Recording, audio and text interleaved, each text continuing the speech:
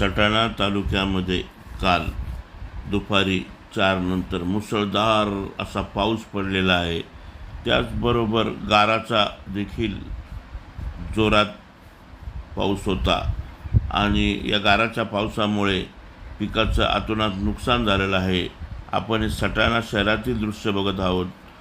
तर सटाणा शहरात देखील हा पाऊस झाला. त्याचप्रमाणे सटाणा तालुक्यातील भाक्षी, चौगाव इत्यादी शिवारामध्ये पावसाने व गारपिटाने अक्षरशः पिकाला झोडपलेलं आहे.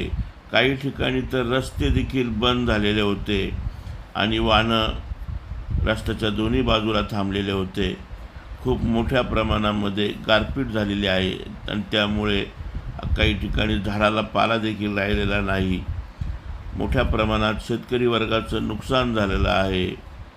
अचानक आलेल्या या पावसाने काढणीस आलेला कांदा, गहू इत्यादी पिकाचं मोठ्या प्रमाणात नुकसान झालं. भाजीपाला तसेच आणि उन्हामध्ये अनेकांनी या दिवसामध्ये कुरडया, पापड, वडे वगैरे केलेला राहता.